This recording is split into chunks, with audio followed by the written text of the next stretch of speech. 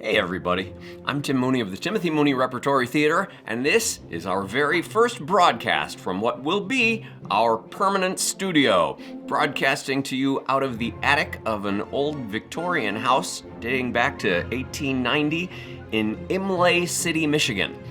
I've spent most of the last couple of months moving stuff in and sanding floors. It is by no means finished yet. You may notice some ratty old theater curtains behind me. The electricity is reaching the attic by way of a very long extension cord. There's no heat up here, and moments before starting this broadcast, I just banged my head against one of the rafters. So that might be a good moment to remind you that we're running a fundraiser to finish off the studio and to set up a rehearsal stage in the pole barn out back. But anyway, none of that is going to stop me from talking Shakespeare.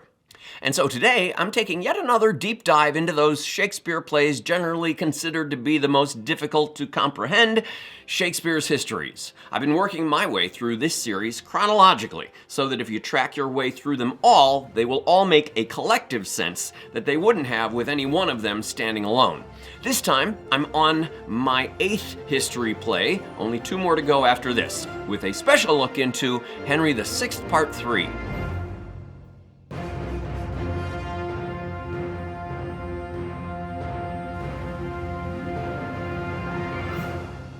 Perhaps more than any of Shakespeare's plays, this play finds the English crown getting kicked back and forth like a football. Various forces rush off to battles all over the country, but given the nature of theater, with all these events happening on a single stage, nobody seems to actually be going anywhere, which may be another relevant metaphor. In truth, this play covers 16 years, 1455 to 1471, with action scattered all over England. But if you're not paying too close attention, it probably feels like it all happens in about a week, within maybe 20 miles radius. Henry VI, Part 2 ended with the death of Somerset, one of the main contenders to the throne and seemingly the last potential heir of the Red Rose side of the War of the Roses. This would seem to mean that the War of the Roses is over, and that with Gloucester, the former Lord Protector, also dead, York has emerged as a major power. Following the Battle of St. Albans that ended Henry VI, Part 2, both York and King Henry rush back to London, where Henry finds York, who got there first, impudently sitting on the throne as if he were king. Henry and all of his supporters are shocked at York's presumption, but when York takes us, yet again, it's in all of these plays through the long lineage, tracing his own line back to the 3rd son of King Edward III, Henry is descended through the 4th son, some of Henry's men begin to waver, although many of them are eager to go to war in light of York's presumptive audacity. To prevent bloodshed, Henry makes a counteroffer. Let me live for this, my life, to reign as king. That's actually a savvy political breakthrough. Henry is willing to make York next in line, thus essentially removing the taint York would have as usurper to the throne, but which also means that he would cut in line in front of Henry's own son, Edward, which means that Queen Margaret will never go for this, if only because if anything should happen to King Henry, the knives would be out for her and her son. What Shakespeare never quite says is that very few people believed that Henry was actually Edward's father, and that maybe Henry had good reason to know that he wasn't, which might explain why he was so prepared to cut Prince Edward out of his inheritance. Margaret takes control, assembling forces to attack York. York's 2nd son, Edmund, is killed in battle. York himself is captured, and Margaret makes a cruel mockery of him, putting a paper crown upon his head and forcing him to dry his tears with a handkerchief soaked in his dead son's blood, and finally having his head chopped off and set upon the gates of York. In the wake of such grotesque performative villainy, the Duke of Warwick, the most powerful lord in the kingdom, often known as the Kingmaker, switches sides to join the 3 remaining York brothers, naming Edward, the eldest son, as king, and they march off to attack Margaret, with both sides now arguing that since the other side reneged on the original deal, letting Henry reign peacefully through the course of his life, that theirs is the righteous cause. either with Henry as king and Prince Edward restored as heir, or with York's eldest son, Edward, as the new king. Yes, two men, both named Edward, are now the two most likely to be the next king. They do battle in the fields of Yorkshire, and King Henry, useless to anyone in battle, is sent to observe the fight from a nearby hill. One of the grisliest battles in history, with more than 10,000 Englishmen killed by their own countrymen. It may well have been this very battle that Shakespeare was thinking of way back in the play Richard II when he predicts, "The blood of English shall manure the ground." This civil war is made all the more horrible when King Henry witnesses a son looting the body of a man he has just killed, only to then find out that it is that son's own father. And then, moments later, sees a father likewise discover that he has killed his own son. Following the battle, King Henry is captured, and the York brothers imprison him in the Tower as Edward of York is officially crowned as King Edward IV. Warwick decides to set Edward up with a French princess as a wife, which will ensure French support in any further conflict. He heads off to France to negotiate this as Edward and his brothers, George and Richard, head back to London in triumph. Amid their celebration, a beautiful widow, Elizabeth Woodville, shows up in court, petitioning on behalf of her late husband to reclaim his estate. Edward immediately attempts to seduce Elizabeth, but when she resists, he offers to marry her outright instead, seemingly forgetting about his incipient French bride. This, of course, makes Warwick, who is currently telling the French just how much Edward loves him, that French princess, look like a fool. Warwick switches sides again to join forces with Queen Margaret, offering up one of his rich daughters as bride to her son, young Prince Edward, the one who may or may not be Henry's son too.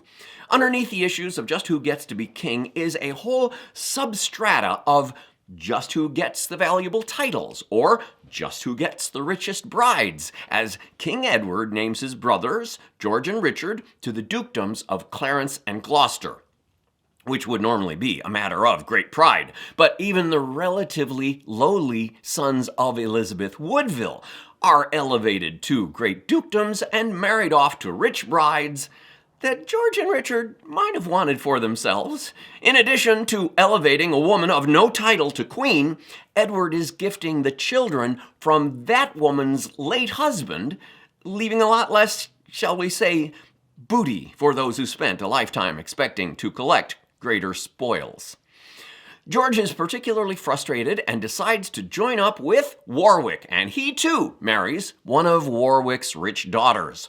The youngest York, Richard, finds himself getting pushed further and further back in the line of succession, and in one of Shakespeare's greatest soliloquies, he recounts all of the potential heirs to the throne who stand in his way.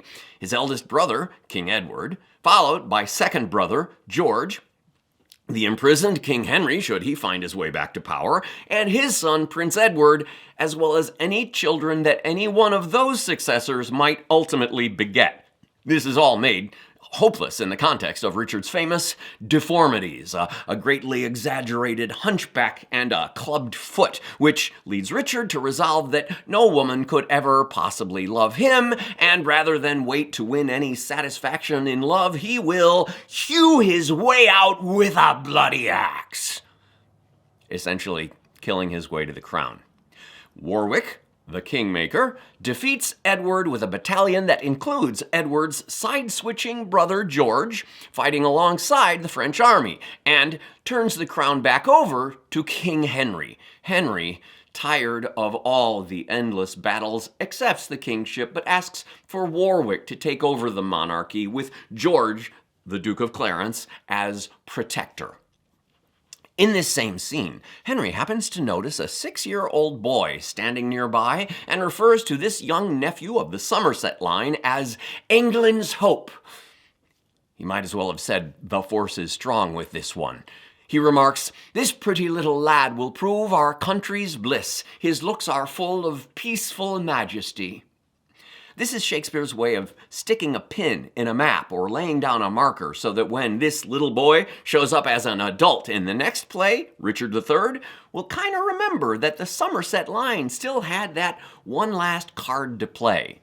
Spoiler alert, that little 6-year-old would eventually become grandfather to Queen Elizabeth I.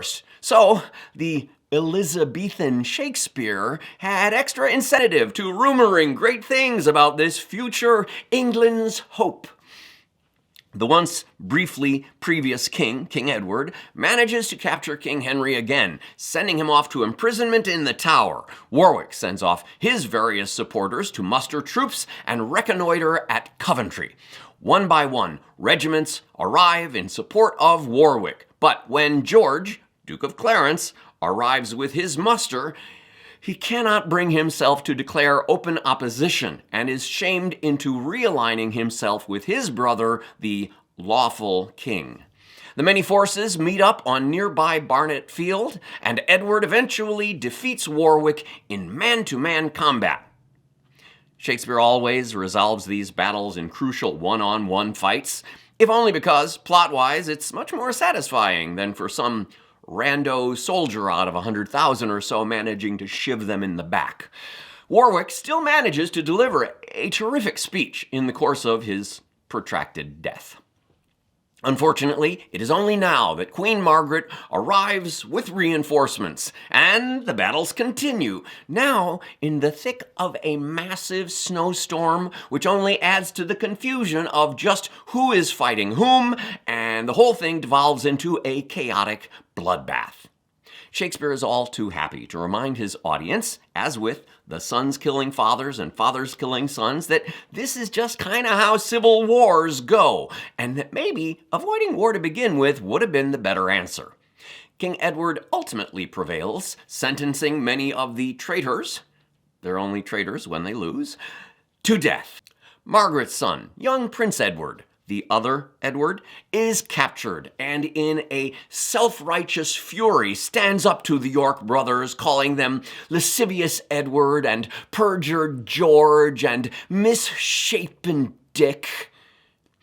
Edward, of course, is lascivious because he couldn't keep his hands off of Elizabeth Woodville long enough to marry the woman he had pledged to marry. George is perjured because he keeps pledging allegiance to one side of the battle and then switching sides, and Dick is misshapen.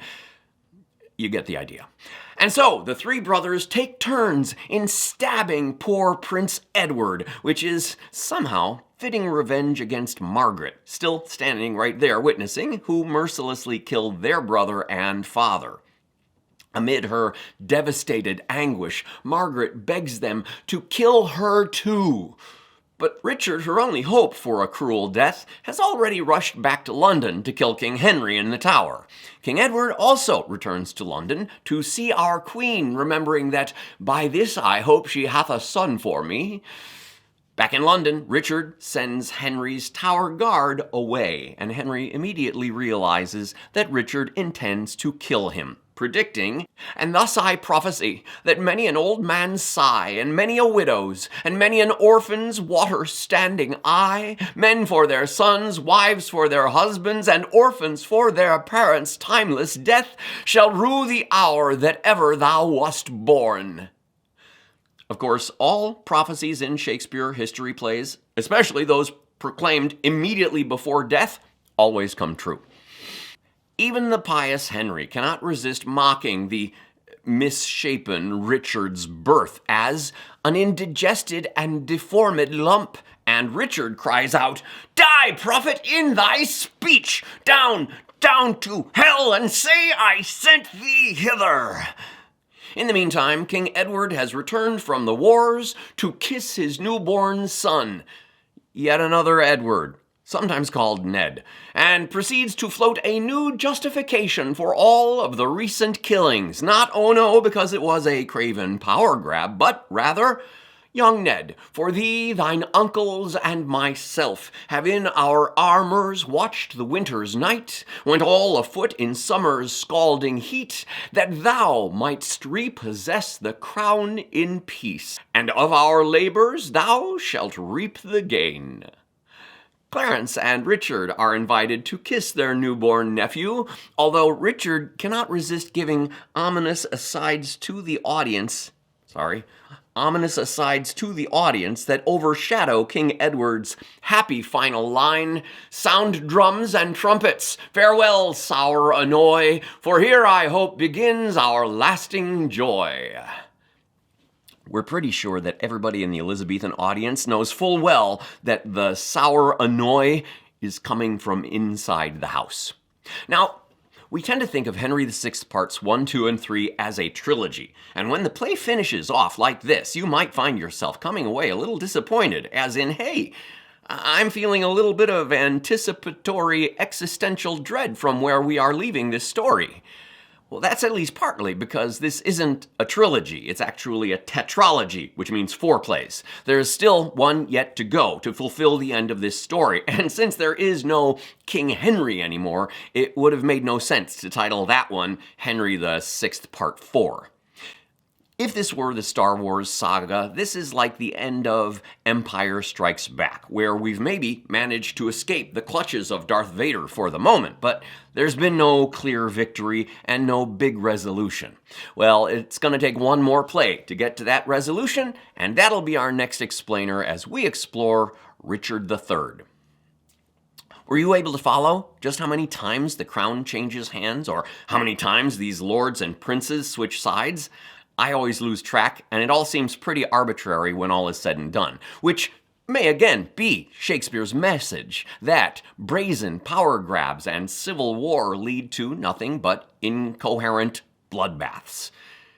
In the last play, Henry VI Part 2, we discovered some awful familiar parallels with our own time. Are these the events that we now have to look forward to coming at us over the next 16 years of U.S. political chaos? Please leave your thoughts below and help a starving actor out by hitting like and subscribe while you're at it. I'll be back with my take on Richard III sometime in the coming month. If you're just joining me for the first time now, it's really worth doubling back to the first one, King John, and working your way forward from there. Again, I'm Tim Mooney with the Timothy Mooney Repertory Theater, and you can also watch my full take on all of Shakespeare's history plays in just a single hour in my one-man show, Shakespeare's History's 10 Epic Plays at a Breakneck Pace. It's currently available online for free, alongside many of my one-man plays at breakneckshakespeare.com. Thanks for joining me. See you on the stage.